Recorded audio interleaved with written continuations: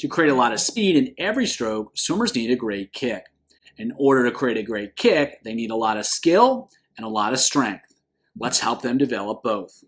Hi everyone, Andrew here, helping you help your swimmers get faster. Having a great kick is critical in every stroke for a lot of different reasons. It can help swimmers create more propulsion, and it can help swimmers improve their alignment. And if swimmers can improve those two skills, they're going to go fast. And one of the most powerful ways to help swimmers improve their skills is with resisted swimming. It helps swimmers better feel their skills and execute their skills more effectively, and it simultaneously develops strength in the muscles that are used to power the stroke. However, not everyone has access to great resisted swimming equipment, and even if you do, I'm going to share with you a powerful alternative that you can use anywhere, anytime to help swimmers build a stronger, more powerful, and more effective kick.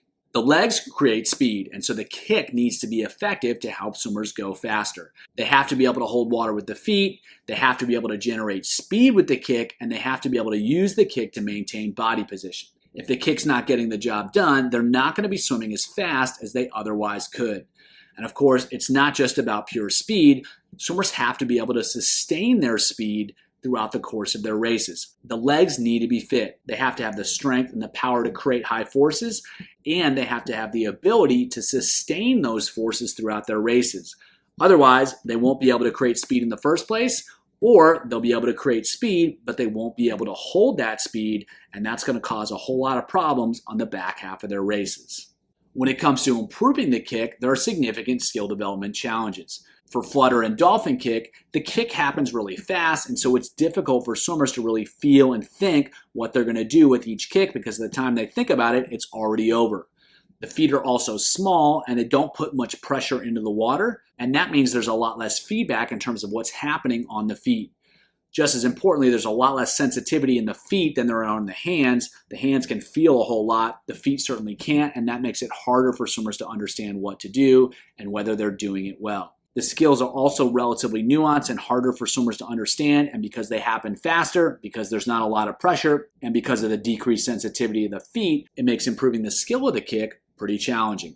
In breaststroke kick, we have a slightly different problem in that it happens a little bit slower, but swimmers have to create more force in order to have an effective breaststroke kick. And so to a much greater degree, strength needs to be developed in the kick, and that's the challenge that we have when improving the breaststroke kick. Fortunately, we can go a long way to solving those problems with one simple strategy, and that's Tombstone Kick. And so what they're going to do is they're going to take a kickboard, and rather than laying on it, they're going to hold it vertical and kick against the resistance and push that kickboard down the pool. It's a really effective way to create a lot of resistance. It's safe, it's free, and there's zero storage. You just have to have kickboards, and almost everyone has kickboards, and the swimmers have their own kickboards as well. And what you get is better kick development because you get more skill, because swimmers can actually feel the pressure on their feet now, and you get more strength as swimmers have to work to overcome the resistance. So we're addressing those two big issues. We can help them feel the skills better, and we can help develop the strength in the legs that swimmers need in order to kick fast, in order to kick hard.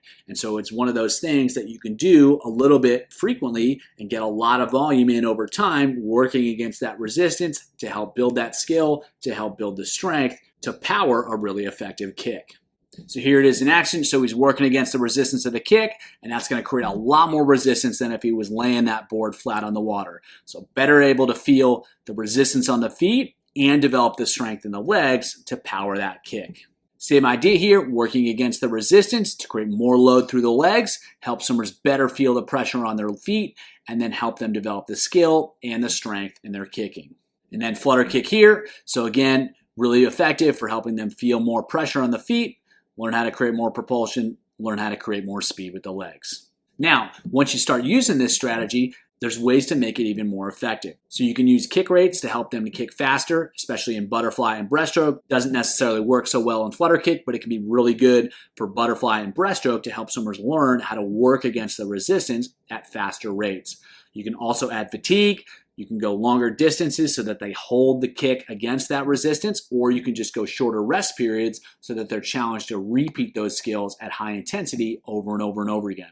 A really important strategy is what I call bridging the gap, and so they're doing some tombstone kicks so they can feel the resistance on their feet Then they go into some regular kick and try to execute that without the resistance, and then go into some swim so that they can learn how to be really effective with the kick while they're actually swimming. And you can also just go from tombstone to the swim. So again, they can feel that resistance, they can feel their legs holding more water, and then try to make that happen when they actually swim. So rather than just doing the drill in isolation or just doing the drill without too much pressure, start adding kick rates, start adding fatigue, and start trying to bridge the gap so those skills show up when they swim. Here are 2 example sets that show how to put these ideas into practice. So they're going to go 3 rounds through. They're going to go 25 tombstone breaststroke kick with as few kicks as possible. So they got to be really good with each kick, working against the resistance in order to keep that kick count low.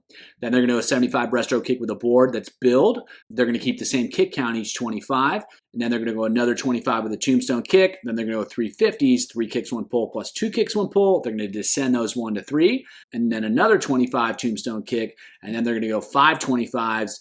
Number 1's breaststroke kick with a board. Number 2 through 4 are 2 kicks, 1 pull. And number 5 is breaststroke, and they're all strong. So we're setting up each piece of that with the tombstone kick, a lot of resistance, trying to be as few kicks as possible, be really effective with each kick, and then going from kick to drill to swim as we work through the set.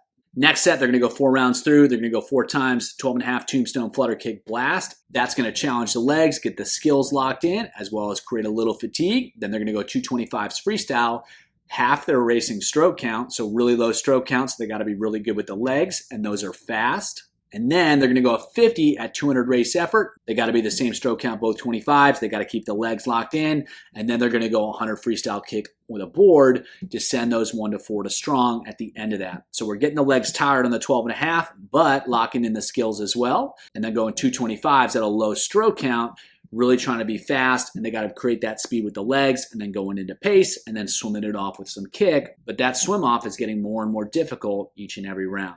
Simple and effective way to get more development out of the legs without needing any extra equipment. If you want to learn more about how to develop the kick in freestyle or breaststroke, check out the videos below.